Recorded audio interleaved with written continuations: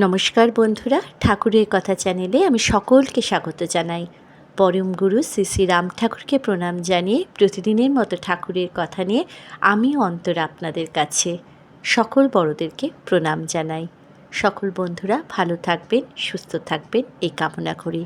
আজকের ঠাকুরের কথায় রাম ঠাকুরের কথা গ্রন্থ থেকে ডক্টর ইন্দুভূষণ বন্দ্যোপাধ্যায়ের কথাই আপনাদেরকে শোনাব। ঠাকুরের মধ্যে যে যাহা খুঁজিয়াছে তাহাই পাইয়াছে। তিনি এর সবই ছিলেন, অথচ কোনোটাই ছিলেন না। কেহ ঠাকুরের মধ্যে বৈষ্ণব সম্প্রদায়, কেহ বা শাক্ত, কেহ বা বৈদান্তিক, যে যেরকমভাবে ঠাকুরকে চিনেছিলেন।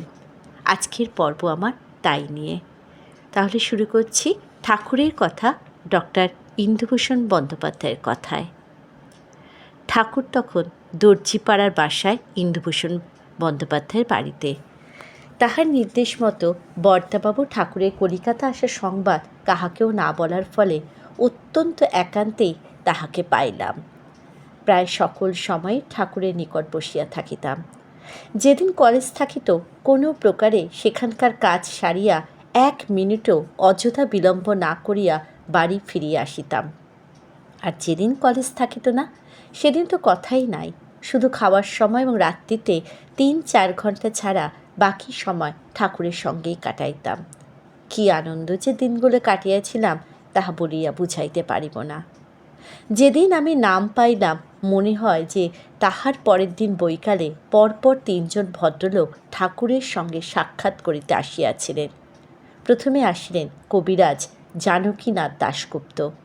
ইনি প্রায় 8 ঘণ্টা কাল ঠাকুরের সহিত কথাবার্তা বলিলেন। ফিরিয়া যাইবার সময় আমাকে বলিয়া গেলেন যে কথাবার্তায় মনে হইল যে ইনি বৈষ্ণব, আবার কখনো মনে হইল যে ইনি শাক্ত, তবে গলায় যখন তুলসীর মালা রহিয়াছে তখন খুব সম্ভব ইনি বৈষ্ণবই হইবেন। কিছুক্ষণ পরে আমার বিশিষ্ট বন্ধু শ্রী সত্যেন্দ্রচন্দ্র গুহ আসিয়া উপস্থিত হইলেন। ইনি তখন বোস ইনস্টিটিউটে রিসার্চ স্কলার হিসেবে কাজ করিতেন এবং নিয়মিত বেলুড় মঠে যাতায়াত করিতেন। সত্যেনবাবু সেদিন কেন আমারে বাসায় আসিয়েছিলেন ঠিক স্মরণ নেই। যতদূর মনে পড়ে, ঠাকুর যে আমার এখানে রহিয়াছেন তাহা তিনি জানিতেন না। তাহার নামও বোধহয় পূর্বে কখনো শোনেন নাই। যাহাই হোক, আমি তাহাকে ঠাকুরের নিকট লইয়া গেলাম। তিনি প্রণাম করিয়া উপবেশন করিলেন এবং ঠাকুরকে নানা প্রকার জিজ্ঞাসাবাদ করিতে লাগিলেন। এই সময়টা আমাকে কার্যন্তরে অন্যত্র থাকিতে হইয়াছিল। সুতরাং কী আলোচনা হইয়াছিল তাহা আমার জানা নাই। তবে এই কথাটা আমার বেশ স্পষ্টই মনে আছে যে সত্যেন্দ্রবাবু যাইবার সময় আমাকে বলিলেন যে ইনি পাতঞ্জল সম্প্রদায়ের লোক। সত্যেন্দ্রবাবুর পরে আসলেন আমার সহকর্মী ও বন্ধু নারায়ণচন্দ্র বন্দ্যোপাধ্যায়। আমি তাহাকে কথা প্রসঙ্গে ঠাকুরের কথা বলিয়াছিলাম। নারায়ণবাবু তুলিলেন সেই দ্বৈতবাদ অদ্বৈতবাদে চিরন্তন প্রশ্ন। প্রায় 1 ঘণ্টা সেই আলোচনা চলিয়াছিল। আমি সেইখানে আগাগোড়াই উপস্থিত ছিলাম এবং কিছুক্ষণ পরে আমার মনে হইতেছিল যে আলোচনাটা যেন ঠিক রাস্তায় চলিতেছে না। এক কথায় যেন 2 জন ভিন্ন ভিন্ন অর্থে ব্যবহার করিতেছে। কিছুক্ষণ পরে নারায়ণবাবু উঠিলেন। আমি তাহাকে রাস্তা পর্যন্ত আগায়া দিয়ে আসিলাম। নারায়ণবাবু বলিলেন, সকল কথা বুঝিতে না পারিলেও ইনি একজন বৈদান্তিক এ বিষয়ে আমি নিঃসন্দেহ, কিন্তু কোন সম্প্রদায়ে ঠিক বোঝা গেল না। নারায়ণবাবুর সহিত ঠাকুরের আলোচনার সময় আমি লক্ষ্য করিতেছিলাম নারায়ণবাবু বলিতেছেন অদ্বৈতবাদের কথা, আর ঠাকুর বলিতেছেন অদ্বৈত আচরণের কথা। বস্তুত অদ্বৈতবাদ, দ্বৈতবাদ, বিশিষ্ট দ্বৈতবাদ ইত্যাদি বাদের কথা ঠাকুরের মুখে বড় একটা শুনি নাই। অনন্য চিন্তা, অনন্য স্মরণ ইত্যাদি বুঝাইতে তিনি অদ্বৈত কথাটা অনেক সময় ব্যবহার করিতেন। দ্বৈত কথাটাও তাহার মুখে প্রায় শুনি নাই বলিলেও চলে। তিনি বলিতেন দণ্ডজ বা দণ্ডজ প্রকৃতি। যাহা হোক, আমি যে কথাটা বলিতে চাহিতেছি তাহা হইল, কে কোন বাদী ইহাই বড় কথা নয়, কে কিভাবে আছেন অথবা কাহার কি আচরণ ইহাই মুখ্য কথা। একটু চিন্তা করিলেই বুঝিতে পারা যায়, অদ্বৈতবাদী হইয়াও দ্বৈত ভাবাপন্ন হইয়া যাইতে পারে। একটা দৃষ্টান্ত মনে পড়িতেছে। এই সময় প্রায় 5 বছর পরে ঢাকায় বীরেন্দ্র কুমার মজুমদার মহাশয় বাসা বাড়ি লেনের বাড়িতে এক ভদ্রলোক ঠাকুরের সঙ্গে সাক্ষাৎ করিতে আসিয়াছিলেন। আমিও তখন সেখানে উপস্থিত ছিলাম। ভদ্রলোক একজন ঘোরতর অদ্বৈতবাদী। কথাবার্তায় পরিষ্কার বুঝাইয়া দিলেন যে তাহাদের মতোই প্রকৃষ্ট মত এবং অন্য মত অবলম্বী নিতান্ত কৃপার পাত্র। ঠাকুর ও আমরা সকলে কিছু না বলায় ভদ্রলোকের উৎসাহ যেন আরও বাড়িয়া গেল এবং তিনি একের পর এক নানা কথার অবতারণা করিতে লাগিলেন।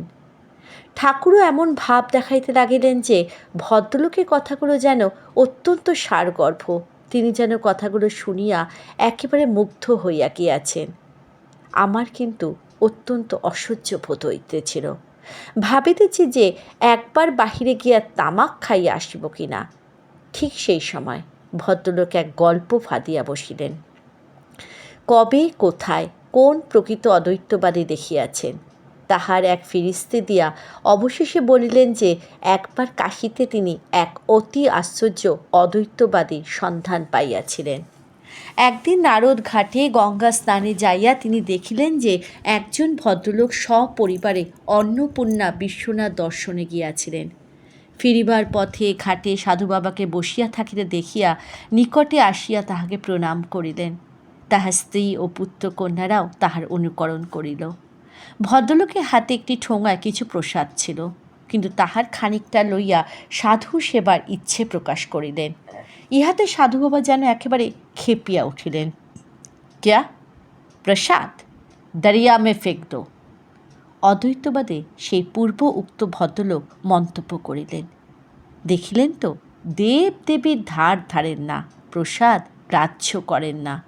কিরূপ ব্রহ্মনিষ্ঠ, কিরূপ ব্যভিচারী অদ্বৈতবাদী সাধু। কথা কইটি বলিয়া তিনি এমনভাবে চারিদিকে তাকাইতে লাগিলেন যেন একেবারে কিস্তিমাত করিয়াছেন। ঠাকুর সম্মুখে রইয়াছেন বলিয়া এতক্ষণ অতি কষ্টে ধৈর্য ধারণ করিয়াছিলাম, কিন্তু আর সহ্য করিতে পারিলাম না। ভদ্রলোককে বলিলাম, দেখুন একটা কথা বলি, কিছু মনে করিবেন না। আপনার সাধু বাবা প্রসাদ গ্রাহ্য করিলেন কি করিলেন না সে বিষয়ে আমার বলিবার কিছুই নাই, কিন্তু প্রসাদ অপ্রসাদে তাহার এতটা ভেদ বুদ্ধি কেন বলুন তো? এটা কি ব্রহ্মনিষ্ঠের লক্ষণ? ভদ্রলোক সহসা আমার কথার কোনো জবাব দিতে পারিলেন না এবং যেন কতকটা অসহায়ভাবে ঠাকুরের দিকে তাকাইতে লাগিলেন। ঠাকুর ধরি মাছ না ছুঁই পানি গোছ কিছু বলিয়া ভদ্রলোকে মুখ রক্ষা করিলেন এবং আমার দিকে এমনভাবে তাকাইলেন যে আমি যে ঠিকই বলিয়াছি ইহা বুঝিতে আমার কোনো কষ্টই হইল না। ভদ্রলোক কয়েক মিনিট পরে ঠাকুরকে প্রণাম করিয়া চলিয়া গেলেন। এই জন্যই বলিতেছিলাম, কাহার কি মতবাদ সেটা মুখ্য কথা নয়, আচরণই মুখ্য কথা। সে যাই হোক, আমার মনে হয় যে প্রভাতবাবুকে সংবাদ দিতে 3-4 দিন বিলম্ব হয়েছিল। কারণটা ঠিক স্মরণ নেই। যেদিন সংবাদ পেলেন সেদিনই বৈকালে কলেজের পর প্রভাতবাবু হন্তদন্ত হয়ে ঠাকুর দর্শনে আসলেন।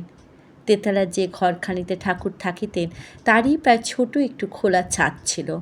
ঠাকুর তখন সেই ছাদে একখানা চেয়ার পাতিয়া বসিয়াছিলেন। আমিও বর্দাবাবু নিকটে গিয়া বসিলাম। প্রভাতবাবু আসিয়া গায়ের জামা খুলিয়া ফেলিলেন। তাহাকে আরও পূর্বে কেন সংবাদ দেওয়া হয়নি সেজন্য গালাগালি করিলেন।